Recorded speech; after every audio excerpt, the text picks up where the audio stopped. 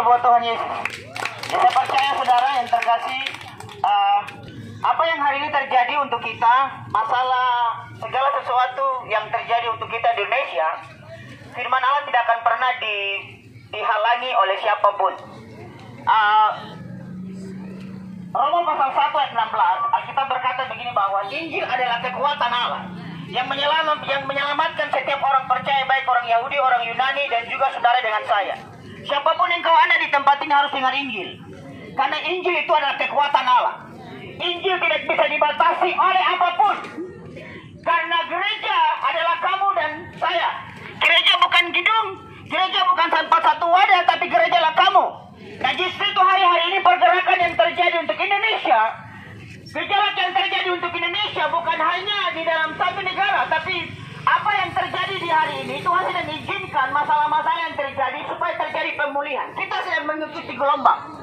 Siapapun engkau ada, engkau perlu diselamatkan. Yohanes pasal 3 ayat 16, karena begitu besar kasih Allah ke dunia ini, sehingga Ia mengorbankan anaknya yang tunggal supaya setiap orang yang percaya kepadanya tidak binasa melainkan beroleh hidup yang kekal. Karena kerajaan surga tidak bisa diraih secara jasmani. Karena kerajaan surga tidak bisa dilihat oleh mata jasmani. Karena kerajaan surga bukan soal makan atau minum. Tetapi waktu-waktu ini Allah sedang menunjukkan kasih-Nya untuk setiap orang. Allah sedang membawa undangan untuk siapapun. Kamu, baik orang Nasrani, non-Nasrani, siapapun, semua orang di dunia. Allah sedang menunjukkan kasih-Nya. Karena itu kita sedang mengikuti gelombang. Karena orang awam tidak mengerti hal ini. Kita lihat dalam kitab Daniel pasal 12 ayat yang ke-10 dan 9, di situ berkata begini. Banyak orang akan disucikan dan dimurnikan dan diuji. Tetapi orang-orang bijaksana yang akan dapat memahaminya. Tetapi orang-orang fasik tidak dapat memahaminya. Kenapa? Gelombang yang terjadi di hari-hari untuk Indonesia. Mulai tahun 2019, Tuhan sudah berbicara di sana untuk masuk di tahun 2000. Tahun 2020, tahun penuaian besar-besaran terjadi.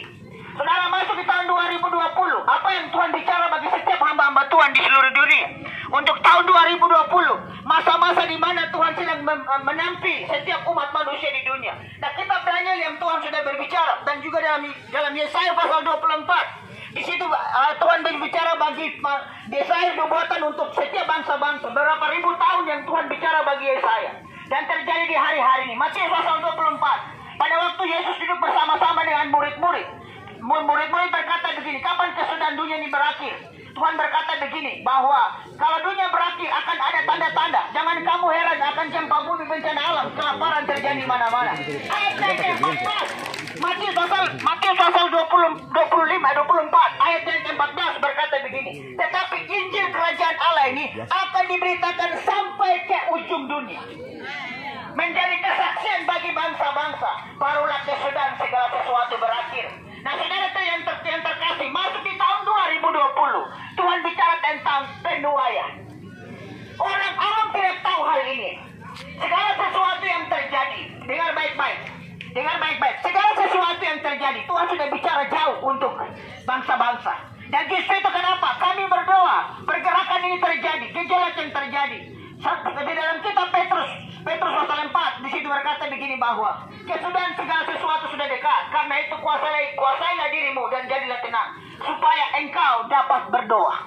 Nah, ini masa-masa jenjang di mana pergerakan yang terjadi untuk kita semua. Karena itu firman Allah tidak lagi di dalam gereja, tapi firman Allah harus diberitakan di pinggir jalan, di gunung, di lembah. Kenapa? Karena mempersiapkan Kristus datang yang kedua kali.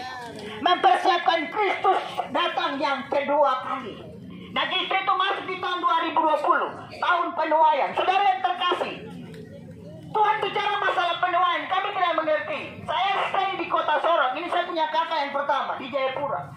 Kami setiap hari Rabu, Kamis, kami ada di Pasar Remo, Pasar Bos Wesen. Kami bicara hal ini terus. Tahun 2000 masuk di tahun 2020, Tuhan bicara tahun-tahun penuaian. Saya tidak mengerti masa tahun penuaian ini tahun apa. Semua hamba-hamba Tuhan di seluruh dunia khotbah dengan tentang hal yang sama tahun 2020. Saudara yang terkasih, masuk di tahun 2020, kita lihat gejolak yang terjadi. Masuk di Januari tanggal 1, Tuhan buat satu lagi gejolak yang terjadi. Jakarta dilanda oleh banjir yang tidak pernah biasanya terjadi. Dan masuk di Februari, Maret, Corona hadir. Haleluya, Corona hadir.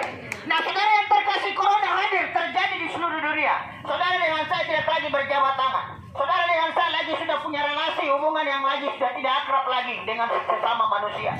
Nah saudara lihat ini, apa yang terjadi? Masalah penuaian. Apa penuaian? Yang terjadi bagi kita semua. Saya tidak mengerti. Kalau saudara petani, saudara pasti tahu.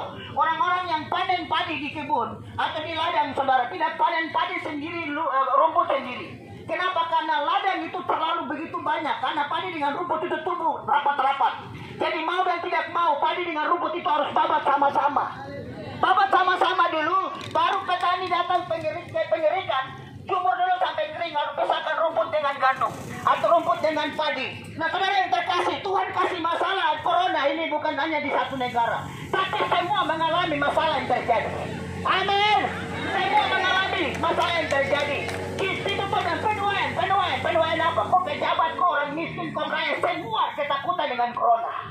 Haleluya. Itu yang terjadi di tahun-tahun ini. Sampai sekarang orang-orang kantor juga, anak-anak sekolah, orang-orang yang anak-anak mahasiswa juga tidak bisa sekolah dengan baik. Kenapa? Ini masa-masa sedang Tuhan tuai. Kenapa? Kalau tidak terjadi gejolak, orang tidak akan mengalami Tuhan. Kalau tidak terjadi masalah, orang-orang tidak mau lari kepada Tuhan. Tuhan harus kasih masalah dulu supaya orang-orang lari kepada Tuhan. Amin. Nah justru masuk di tahun 2021. Kita lihat dalam kitab Daniel pasal 12 ayat ke-9 di situ. Nah, saudara yang punya Alkitab buka di kitab Daniel pasal 12 ayat ke-9 dan 10. Alkitab bilang begini. Semua orang akan disucikan dan dimurnikan dan diuji. Itu kitab Daniel berapa ribu tahun yang lalu Tuhan bicara untuk Daniel. Saya tidak bicara di sini masalah agama. Buang pikiran agama. Agama membuat kita berbeda. Agama diciptakan untuk manusia. Agama diciptakan oleh manusia, tapi Kristus sudah menciptakan agama. Kristus yang punya surga. Kristus yang punya surga. Dengar baik-baik. Kekristenan tidak bisa menyelamatkan manusia. Kekristenan adalah satu logo atau satu label saja untuk kita mengarahkan kita percaya kepada Kristus. Amin. Itu kenapa kita Daniel pasal 12 ayatnya yang ke-9 10 di situ berkata begini. Semua orang akan disucikan dan dimurnikan dan diuji, tetapi orang fasik akan berlaku fasik, tetapi orang-orang bijaksana yang akan dapat memahaminya. Saudara lihat ini baik-baik, siapa dapat memahaminya? Yang mabuk tinggal mabuk saja, tidak tahu ibadah. Orang fasik tinggal datang cari uang di sini, yang penting saya kaya. Orang lain miskin. Pemikiran ini yang buntut. Mereka tidak mencari keselamatan kekal dalam hidup, sehingga nanti mati kemana? Ada pepatah bilang gini, hidup ini satu kali, mati untuk selamanya. Ketika kami bicara khotbah untuk orang-orang mabuk, mereka bilang kamu ada kasih tambah-tambah uang. Saya bilang begini, ya Tuhan juga ada kasih tambah-tambah. Kok nafas kah? Nafas itu gratis. Siapapun engkau ada, baik Nasrani, non-Nasrani, dengar, kamu butuh Kristus. Yohanes pasal 6 ayat yang ke-23, 26 dengan 26 dan 25 di situ. Yohanes pasal 6 ayat 26 dan 25 di situ kita berkata begini. Bekerjalah untuk makanan yang tidak dapat binasa. Amin. Bekerjalah untuk makanan yang tidak dapat binasa. Loh, pada waktu murid-murid datang, orang-orang datang kepada Kristus, mereka bilang begini. Yesus bilang begini, kamu datang kepada saya bukan karena kamu melihat tanda-tanda heran, tapi kamu sedang makan makanan yang datang dari surga. Amin. Tapi orang-orang Israel bilang begini, bagaimana mungkin kami makan mana dari surga? Tapi Yesus bilang begini, saya adalah roti hidup. Barang siapa makan daging dan darahku, dia pasti selamat. Jadi kenapa saudara? Kehidupan di hari ini, siapapun kamu, ya, saya mau kasih tahu untuk saudara. Kalau kau mati di dalam Kristus, kau tidak akan masuk surga. Titik. Tidak bisa diganggu gugat. Karena Injil datang bukan untuk orang-orang Yahudi. Yang tadi Alkitab berkata, Roma pasal 1 ayat 16. Tetapi Injil datang bagi semua orang. Karena itu Kristus mati, bukan hanya untuk bangsa Israel.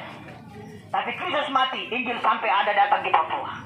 Amin. Kemarin tanggal 5 Februari, apa yang kita rayakan? 166 tahun Injil masuk di tanah Papua. Apa momen yang penting buat kita untuk menikmati Injil. Tetapi kita orang Papua sedang tidur di dalam Injil. Kita bangga dengan semua kekayaan yang kita punya, tapi kita tidak mengerti bahwa Injil yang memerdekakan kita. Amin. Kamu tahu tulis, kamu tahu baca, kamu tahu semua. Kamu tidak mengerti bahwa Injil yang pernah memberikan kamu didikan, firman yang memberikan kamu pengetahuan, firman yang memberikan kamu segala sesuatu, sehingga kamu hari ini bisa bermegah dalam hidupmu. Kamu tidak sadar bahwa Injil yang pernah datang memerdekakan kamu. Saya mau kasih tahu dulu. Orang-orang pemerintah siapa yang bisa masuk ke daerah-daerah primitif, daerah-daerah yang tidak bisa dijangkau? Siapa? Tidak ada pemerintah yang bisa masuk ke sana. Tapi Tuhan taruh Otto dan Geisler untuk datang selamatkan saudara dengan saya. Mereka punya segala sesuatu di sana. Kenapa mereka tinggalkan? Mereka punya kenyamanan di sana. Apa di Papua sana? Papua itu masih hutan. Papua masih tidak bisa dijangkau. Tapi mereka tinggalkan semua kehidupan mereka di sana. Mereka datang untuk bawa Injil di Papua. Sampai hari ini, saudara lihat apa yang terjadi. Saudara dengan saya hidup karena Injil. Bukan karena saudara hari ini makan papeda. Bukan karena hari ini saudara makan ikan gabus. Bukan saudara hari ini makan udang. Bukan makan apapun. Tapi ingat baik-baik, kita hidup karena firman Allah. Injil itulah kekuatan Allah. Justru gejolak yang terjadi untuk kita di hari ini. Saudara, saya mau kasih tahu, banyak berdoa dan cari Tuhan. Amin. Banyak berdoa dan cari Tuhan. Amin. Banyak berdoa dan cari Tuhan. Kenapa? Waktu ini sangat singkat. Jadi itu kenapa moto PKI Efesus pasal 5 ayat 6, Efesus pasal 5 ayatnya yang ke-8. Tetapi dahulu kamu adalah kegelapan, sekarang kamu adalah terang. Hiduplah sebagai anak-anak terang. Haleluya. Ketong manusia ini peduli restart kembali. Kenapa saya bilang di restart kembali? Ketong tahu Injil, tapi Injil tidak tahu ketong. Haleluya. Ketong tahu Tuhan, tapi Tuhan tidak tahu ketong. Ketong tahu Tuhan itu karena rutinitas. Dari Bapak pendeta jadi. Saya juga anak pendeta. Tapi kelakuan macam dan binatang. Haleluya. Ketong kenal Injil, tapi Injil telah kenal ketong. Nah, ini toh perlu direstart kembali. Kenapa orang bilang gini? Tidak boleh beritakan Injil di pasar. Tidak boleh beritakan Injil di kota-kota sini. Beritakan Injil pedalaman. Saya bilang, emangnya aku belum bertobat? Berapa banyak orang-orang yang hidup dalam kemampuan masih tidur di got? Dan sayangnya, saya mau kasih tahu, itu toh juga anak-anak Papua lagi sensitif. Siapa mau kasih tolakan siapa? Apakah semua menjadi sia-sia? Karena Tuhan tidak menerima Injil di dalam hidup. Tuhan hanya mendengar Injil saja di telinga, tapi tidak simpan di dalam hati. Jadi kenapa? Tuhan tidak mengalami perubahan. Saudara harus mengalami perubahan dalam hidup, sehingga saudara dapat mengerti apa yang Tuhan mau. Jadi pada waktu terjadi gejolak di hari-hari, jangan kaget. Masuk di tahun 2021, corona belum berhenti.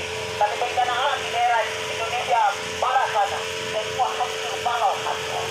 Angin puting beliung, banjir bandang, segala macam bencana, gunung meletus dan sebagainya. Saudara bilang itu kebetulan. Saya itu bukan kebetulan. Semua ada agendanya. Tuhan sudah atur segala sesuatu. Jadi kamu yang ada di sini jangan bermegah dengan apa yang kamu punya. Tapi ingat baik-baik, Tuhan tidak pernah lalai dalam setiap janji-janji. Kamu yang ada di sini, rambut lurus, siapapun yang muslim itu Buddha, siapa saya tidak peduli. Karena Kristus mati untuk saudara. Satu saat kamu akan mengakui Yesus Kristus adalah Tuhan. Amin. Amin. Kenapa saudara saya mau kasih tahu? Pada waktu Yesus datang pertama kali, Yohanes yang memberikan jalan untuk Yesus datang ke dalam dunia. Tidak bisa tidak. Presiden Jokowi kemarin datang saja macam yang Tuhan Allah datang di kota Sorong. Betul tidak? Sebelum Yesus datang ada orang persiapkan jalan untuk menyerukan dia datang. Jadi Injil harus murni. Yesus tidak pernah manipulasi kebenaran. Amin. Yohanes pasal 4. Yohanes pasal 14 di situ. Alkitab bilang begini. Pada waktu Filipus bilang begini, Guru, Tuhan, kau tunjukkan Bapa itu kepada kami supaya kami tahu Bapa itu. Yesus bilang, Bapa dan saya satu. Haleluya.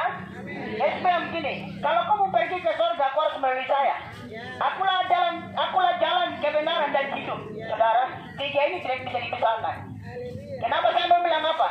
Kalau saudara hari ini jalan sampai di Sorong atau jalan sampai di mana saja, kalau ikut jalan potong pelek bisa. gunung kah, laut kah, bisa sampai di sorong. Tapi kalau ke surga tidak bisa jalan potong pelet. Amin. Kalau ke surga tidak bisa jalan potong pelet, harus melalui Yesus Kristus. Amin. Dia kebenaran. Tidak ada kebenaran di muka bumi. Tidak ada janji di muka bumi yang asli. Cuma Yesus Kristus yang menjanjikan surga. Amin. Dan dia hidup. Kalau saudara bilang tentang kehidupan, secara materi saudara punya jabatan, uang, rumah dan sebagainya, saudara bilang itu hidup. Itu bukan hidup. Itu omong kosong. Hidup adalah ketika kamu mati, kamu ada di surga. Itu adalah kehidupan. Karena kehidupan bukan masalah materi. Kehidupan masalah bicara kekekalan. Karena itu jangan buru-buru cari kekayaan. Nanti mati, tidak bisa bawa masuk surga. Amin. Haleluya. Tepuk tangan dulu buat Tuhan Yesus. Nah, justru hari-hari ini, saudara yang terkasih, ingat baik-baik bahwa ketika Injil sampai di Papua, Injil harus dari Papua, harus sampai ke barat. Dari timur ke barat. Pergerakan ini akan menjadi gelombang yang besar. Satu saat nanti, pekerjaan yang paling terbesar di dunia, yaitu penginjilan. Saya mau kasih tahu untuk saudara di hari ini, kamu tidak perlu cari makan. Hosea bilang begini, orang satu saat bukan haus karena lapar karena minuman, tapi orang satu saat haus lapar karena firman Allah. Hari ini kamu cari uang, ojek, jualan apapun, tapi satu saat kamu akan cari Kristus. Karena Kristus lebih mahal dari segala-galanya. Kamu tidak perlu cari lagi apapun, karena gejolak-gejolak hari ini membuat kita terhimpit. Sampai di mana Kristus harus ditinggikan. Haleluya. Amin. Hari ini belum, masih biasa-biasa, masih tersembunyi-tersembunyi. Tapi waktunya di mana semua orang akan mengakui Yesus adalah Tuhan. Karena itu kita sebagai domba-domba sembelihan, kita berteriak nama Tuhan di mana-mana, kita menceritakan Injil di mana-mana. Terserah siapa mau dengar. Tapi saya mau kasih tahu, raja segala raja, ketika dia datang, dia tidak peduli siapapun kamu, pejabat kah, orang siapakah. Amin. Haleluya. Semua mengalami masalah yang sama. Jadi mama-mama yang terkasih di hari ini, saya percaya saudara-saudari semua, baik dari suku bahasa manapun, kamu yang ada di tempat ini, silakan kamu cari makan. Tapi ingat baik-baik, saya mau kasih tahu, masih ada kesempatan di hari ini saudara terima Injil. Sebentar kami akan mendoakan saudara-saudari semua, sehingga saudara-saudari semua harus menerima Tuhan dalam hati saudara. Haleluya. Tuhan Yesus memberkati, dan saya kembalikan kepada hamba Tuhan lagi.